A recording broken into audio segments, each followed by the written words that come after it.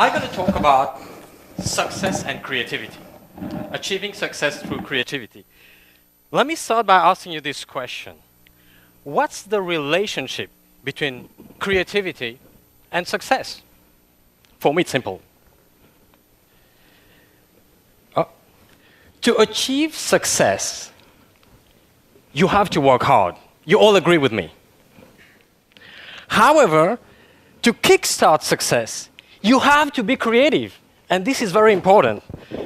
I'm going to share with you 2 personal success stories of my life to illustrate my point. Here we go. 15 years ago, I was a marine biologist. And I used to work in a huge marine aquaculture farm like this one, where there were hundreds of marine cages. These cages were made of rectangular frames with fish nets all around, and we simply put the fish in the cage, put the cage in the water, and let the fish grow. Simple. However, we had a problem. Problem was that seaweed would grow on those cage nets and block the water flow. And we had to find a solution. I came up with an interesting idea. I decided to transform this rectangular cage into a cylindrical cage that we will lay on its length, half submerged in water. We'll let the fish grow inside happily. And once the seaweed would grow on the cage below the water, we would simply rotate the cage, expose the seaweed to the sun, they would dry and fall off. Problem was solved, because the issue was that these seaweed would block the water and the fish would eventually die. This project was a real success. At 21 years old, I was invited at the International Symposium on Aquaculture in Florida, United States, to present my finding. I was the youngest scientist.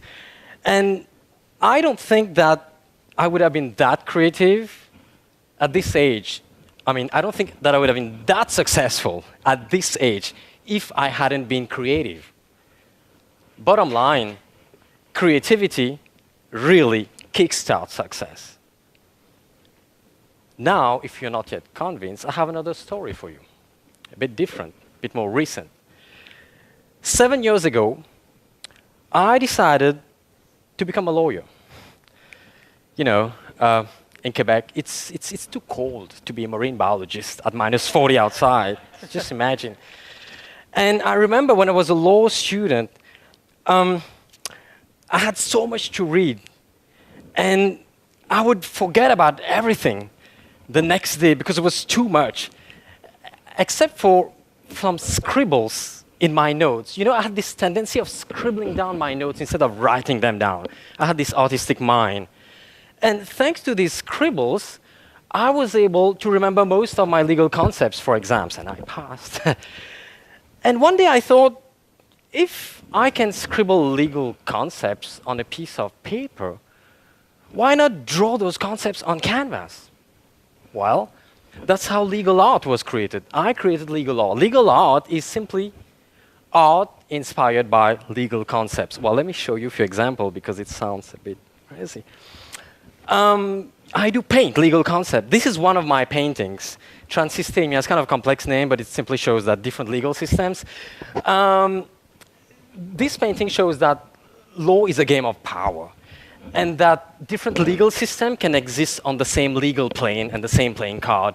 Here you see the red book is the French Civil Code. We're in Quebec, we have both legal systems here. On the other hand, you have the stack of books, which is the English common law. And in Canada, in Quebec, both exist at the same time. Also, the interesting thing about this painting, there are lots of other elements inside, but I won't have time to go through all the details. But just the idea of the signature, I was thinking about this artwork when I finished. It was so hard for me to sign, because normally when you paint something, you sign below on the right. Then I say, if I do this, it would be as if this would be the upright, and I would give the civil code, because this is the red code. People will have a tendency of favoring the civil code. Then I say, I would sign both ends, because I don't want to favor any legal system, and that's the justice, the way it works. At the end of the day, justice has to be done, whether you prefer civil law, the red little book, or the common law. So if you're a lawyer, you can put it any way you want, and that's what we do in Quebec. Both legal systems, we play with them. This is another artwork. This is called autoportrait. Artists normally at one point in their life, they paint their own portrait, you know. And I thought, in the legal context, legal art, how would I paint my portrait? And I said, this is my legal portrait. This is the best way to present myself because the law recognized me first through my fingerprints, then my face. This is the better identity than my portrait. So this is my auto-portrait in the concept of legal art. So trying to be creative here. That's another artwork, totally different from the other. It's about a legal case, a well-known legal case, British legal case, 100 years ago. It's from this case, the carbolic smoke ball, that all the contracts we have today evolved from. It's about the company, pharmaceutical company, they created the smoke ball, which is kind of fakey with phenolic acid, and said that it would cure all these diseases, and they would reward people £100 if ever they weren't cured. In fact, it was all fake. And one of the ladies sued this company, and they had this poster that was the issue of the litigation. And I just kind of work on that and use that same poster and change this lady. There was an old Victorian lady, imagine 100 years ago, to a very contemporary lady, just to explain. The idea behind that is that law is evolving. And at the same time, having this recent contemporary lady on a very old poster reminds us that the same principles of legal contracts that existed 100 years ago are still relevant today. That's why this contemporary lady is in this century-old poster. Well, this gives you an idea of like 3 of my paintings. Yeah. So, as you can see, in these 2 stories I had, the legal art project, in fact, has been a real success. Not only I did this legal art paintings, but I created the Legal Art Gallery, which is an online art gallery where you can visualize all these artworks, comment on them in a kind of cool way, and learn about law by looking at artworks. And also, I had written a book about transforming law into art and about the creative process behind. And I also coach professionals how to be more creative at work by merging left brain analytical thinking with right brain artistic thinking or right brain imagination to be more creative. This project, again, as you see, has been a real success.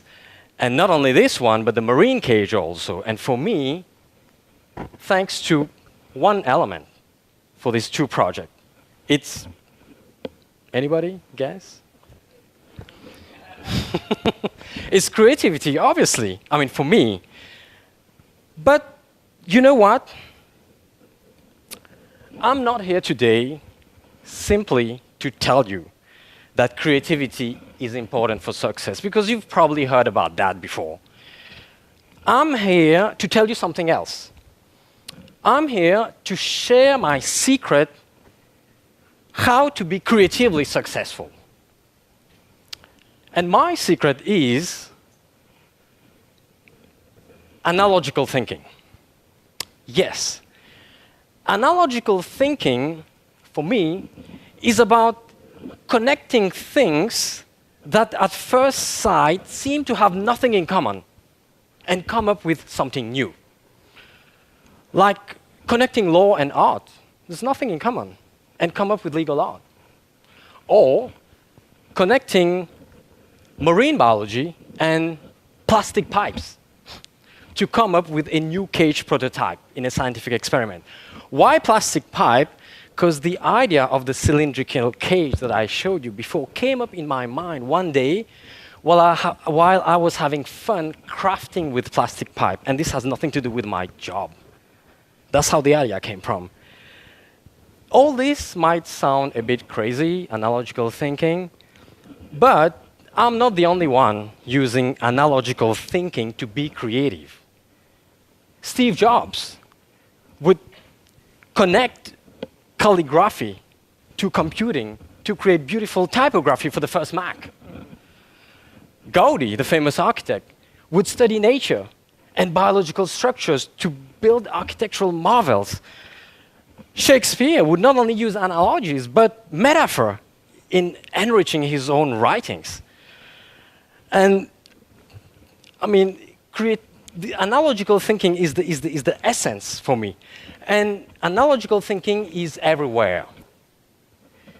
And analogical connections is everywhere. Also, you have to look for them. And one thing that you have to remember from this talk and I'm going to conclude on this, is that the more you train your brain to think logically, the easier it would be for you to see links and connections everywhere that you're going to use in your own business to be creative. And this is my secret, and it's very important. I'm going to repeat it for you. So because it's long, the more you train your brain to think analogically, the easier it would be for you to see links and connections everywhere that you're going to use in your business and also in your work to be creatively successful. And this is an idea worth sharing. Thank you, ladies and gentlemen. Thanks.